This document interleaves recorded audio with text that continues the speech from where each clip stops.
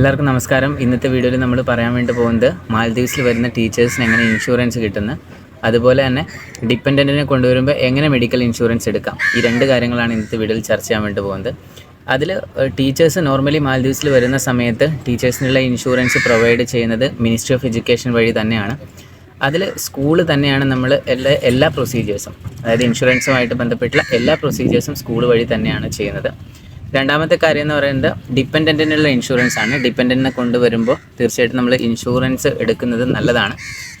ഇൻഷുറൻസിൻ്റെ എമൗണ്ട് എന്ന് പറയുന്നത് 800 രൂപയാണ്. ഡിപ്പെൻഡൻറ്റിന് ഒരാൾക്കുള്ള ഇൻഷുറൻസിൻ്റെ എമൗണ്ട് 800 MVR മാൽദീവിയൻ റുപ്പിയാണ് വരുന്നത്. അതിൽ നമുക്ക് ഏജൻറ്റിനെ കോൺടാക്ട് ചെയ്തിട്ട്, മാലയിലൊക്കെ ആണെങ്കിൽ നമുക്ക് മാലയിലുള്ള ഏതെങ്കിലും ഒരു ഏജൻറ്റിനെ കോൺടാക്ട് ചെയ്തിട്ട് നമുക്ക് ഇൻഷുറൻസ് എടുക്കാവുന്നതാണ്. ഒരു ദിവസത്തിനുള്ളിൽ തന്നെ നമുക്ക് ആ ഇൻഷുറൻസ് കിട്ടും.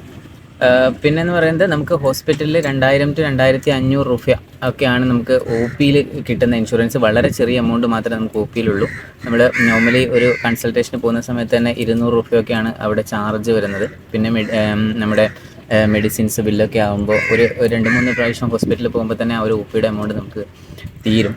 പിന്നെയുള്ളതെന്ന് വെച്ചാൽ 1 lakh രൂപയാണ് നമുക്ക് അഡ്മിറ്റൊക്കെ ആയാലുള്ള ഇൻഷുറൻസ് വരുന്നത്. 1 lakh വരെയാണ്, 1 lakh മാൽദീവിയൻ രൂപ വരെയാണ് ഇൻഷുറൻസ് വരുന്നത്. ഇത്രയാണ് ഇൻഷുറൻസിൻ്റെ കാര്യത്തിൽ പറയാനുള്ളത്. ഹോസ്പിറ്റലിൻ്റെ കാര്യങ്ങളൊക്കെ നേരത്തെ വീഡിയോകളിൽ സൂചിപ്പിച്ചിട്ടുണ്ടായിരുന്നു. ബേസിക് ആയിട്ടുള്ള ഫെസിലിറ്റീസ് മാത്രമേ ഐലൻഡുകളിലുള്ള ഹോസ്പിറ്റലുകളിലുള്ളൂ. എന്തെങ്കിലും എമർജൻസി സിറ്റുവേഷനിൽ വരുവാണെങ്കിൽ നമുക്ക് മാലയെ മാത്രമേ ഡിപ്പെൻഡ് ചെയ്യാൻ വേണ്ടി പറ്റുള്ളൂ എന്നുള്ളതൊക്കെ നേരത്തെ വീഡിയോകളിൽ പറഞ്ഞിട്ടുണ്ടായിരുന്നു.